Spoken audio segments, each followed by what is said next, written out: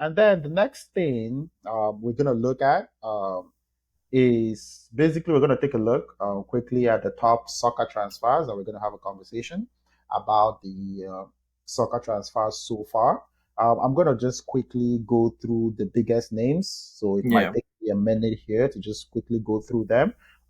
So Jude Bellingham went from Dortmund to Madrid for 88 million pounds plus 25 in add-ons if he meets those incentives.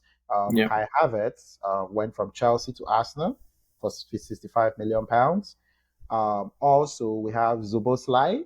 I know I probably didn't get that right, but going from Soboslai. Yeah. Zuboslai, going from Leipzig to Liverpool for 60 million. Yeah. Also, we had Mount go from Chelsea to Man U for 55 million. Also, we had Tonali uh, go from AC Milan to Newcastle for 52 million plus 8 million in incentives if he hits those. Also, a new uh, signing for Chelsea, Christopher Nkunku went from Leipzig to Chelsea for 52 million. The other signings would be there's Alexis McAllister going from Brighton to Liverpool for 35 plus 20 in incentives. There's Ooh. Declan So Rice, 20 in incentives, like 20 possibly million. extra 20 more in Ooh. incentives That's a lot of it. Yeah. I for the haven't. team, Yeah. right? Add-ons, right?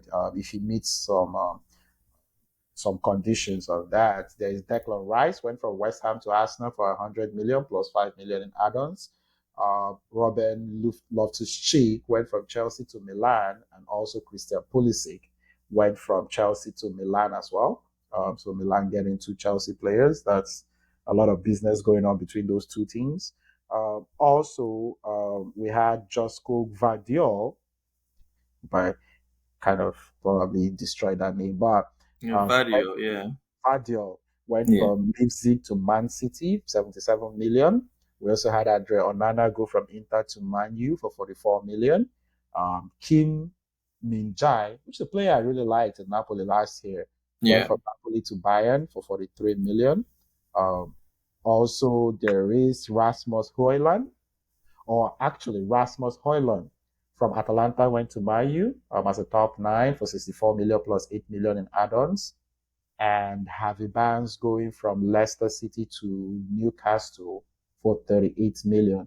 And this will be like the top transfers in Europe. So when you look at that whole list, Yeah. which ones are the ones that interest you most? And outside of that, I'm going to get you as a Man U fan to talk about the two main signings you got here, Yeah. which is top nine in Rasmus Yeah. Højlund, and also you guys got I think missing Mount from Chelsea. Mount and Onana. Yeah. Yeah, and Onana as well. First of all, Yeah. he's scoring own goals out here, or Mm. rather not scoring own goals, but he played midfield. I got into some names ahead. But Oh yeah. Oh yeah, yeah. I'll get your thoughts on the Man U transfers, and then we can talk about the other top transfers on the list and how it would impact their teams. Oh yeah, no, I definitely like as a Manchester United fan, obviously, I like our transfers this year.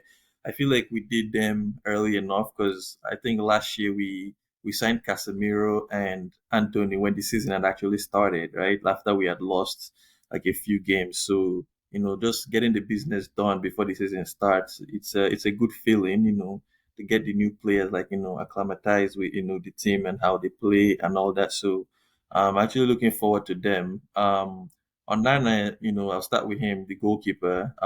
He's the modern goalkeeper, right? Like, plays he's good with his feet, plays out of the back well, he's good, under pressure, like, in terms of like passing the ball out. He does like, play like a very high line, but that is what, the coach, wants him to do, right? It's not like he's just going to do that if the coach doesn't want it. So I'm excited about him, and he's actually like an underrated shot stopper. So there's some people saying like we missed the year in terms of like shot stopping, but Onana is actually really good in terms of like shot stopping too. What I'll say about him is I feel like mistakes will be made, like for sure, like a few mistakes will be made, but it will be like a learning curve, right? For us, playing with him, like him playing, in England, playing in the Premier League, and like he kind of like playing with a new system. same manager, but like new players like in front of him in terms of like Yeah. defenders, right? So I'm excited for him, because I remember like when he was in Inter Milan and Man City were to play them in the Champions League final, and they asked Pep like who was the player he was worried about on Inter Milan, and he actually called the goalkeeper, which was Onana then, because it was like the way he plays the ball, like he's really hard to press and all that. So I'm excited to see what he can bring to us in like in terms of his ball playing ability and the saves he can make as well. But like I said, I'm expecting, a few errors, a few mistakes to be made, and yeah, just It learn from reminds there me and move on. of the ball playing. It reminds me of when Claudio Bravo was being Oh, called a very good, like, skilled goalkeeper with the ball, and how yeah, quickly that unraveled, right? When you actually had to give him the responsibility. But obviously, I think Onana, I agree with you. I think he's a better shot stopper than he's given credit for. The yeah, ball playing skill part is the evolution of the game. Everybody is looking yeah, for to play out back. I just exactly. think there are growing pains with that. There's always growing. Definitely, definitely. Like There's even always even growing. with even with Man City, that they have arguably the best ball playing goalkeeper, you still see like one in a million mistake. That one off mistake being made once in a while, right? So with Onana, like, and with Manchester United, the way we play, yeah, I see a few mistakes. Hopefully, they don't all lead to goals. so so we can learn from them. But yeah, but still I'm excited, man. I'm excited to see how just, and again, his distribution too, like like playing the ball deep is like it's top notch. So I'm excited to see how he like be able to like find like a Rashford on the flank, or like depending who's there, maybe Antonio on the other flank, or even Bruno running in deep, right? So that'll be definitely very exciting to see him spring those passes forward. Yeah, and what do you think about the Mount and Yeah, for Hoyland?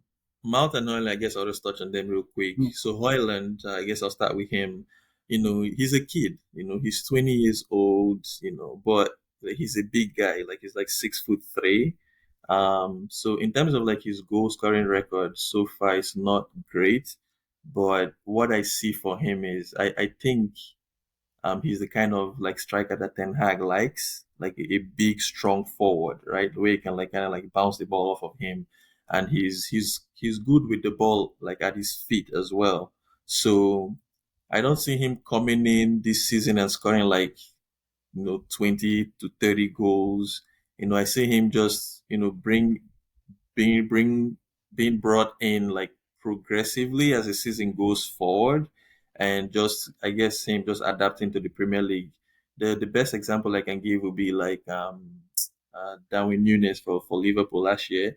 He did have a few games or a lot of games that he played, but he wasn't always like the guy that they called first on They the team depended on. sheet. Yeah, exactly. So I feel like Hoyland, because of his age, in new league and all that, I think in terms of like the pecking order, I'll say he will be behind like Anthony Martial and Rashford. If Rashford was going to like play in the center forward position, I think he'll kind of be behind those two like in the pecking order. Um, yeah, just engrace himself into the Premier League gently or slowly as possible, not just jump in and think he'll be the one to save us, but because I definitely don't see that happening this year. And then for Mason Mount, Mount is definitely an exciting one. Right now, I think the biggest thing is just kind of like figuring like his best position in the midfield, because he can play as an eight, but he can also play as a 10, and he can also kind of like be a makeshift left forward or right forward. So I like he's a dynamic enough midfielder. He's good on set plays, and he's very like he's good on the ball, passing the ball, even on defense he can press and all that. So I'm actually excited to see how he will be utilized in like big games when we have to play against like the big teams. I like to see how like the manager uses him. But I like him. He's young, like he's 24. He's got legs underneath him, and yeah, I'm just excited to see how it work out. Like playing alongside Casemiro and Bruno in that midfield. Oh yeah, I'm gonna just talk about a couple guys, a couple of the top transfers and what I think about them. First, I'm going to talk about the two main Arsenal signings, which was Kai Havertz and Declan Rice. First of all, Yeah, interesting enough, it was very curious to me why they got Havertz in and the kind of role they're looking to for Havertz to play. But watching the preseason games, he might be a better fit than I actually thought. Because the skills that Havertz brings to the game might be just exactly what Ateta needs around Saka, Odegaard, Gabriel Jesus, yeah, and those guys, the way they actually play together. I think he's incredibly reactive in the box. He has really good instincts in terms of his positioning and around the box. So I watched the preseason, and at first I didn't like that signing, but I think it might not take him too long to actually get a role that Arsenal might actually need in terms of linking plays up and also being very reactive, like quick on his not just quick on his feet. I actually think he processes the game at a very high level and underrated uh, based compared to how people would view him athletically for that. And then for Declan Rice, I'm very curious to see how this goes. For me personally, I'm not a huge fan. Um, not only about the amount, but he's been in West Ham for a while, reads the game well, but I'm still yet to see how this actually improves Arsenal's midfield in a big way in terms of winning the league.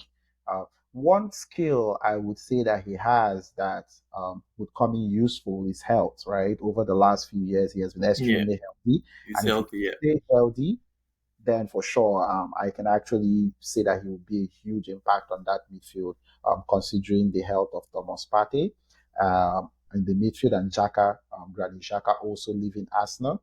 So yeah. that might actually be big. But for me, in terms of the quality midfield, when you want to talk about your competition, not necessarily Liverpool because they suck at that position, but when you talk about Man City and Chelsea, in my opinion, guys like Enzo, guys like Rodri, Kevin De Bruyne, as well, might be a tad a little bit ahead of where he is.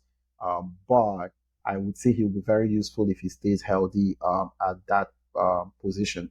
Uh, we don't even want to talk about Liverpool's midfield. That's going to be an interesting thing. We're going to talk about that Mhm. soon in a bit.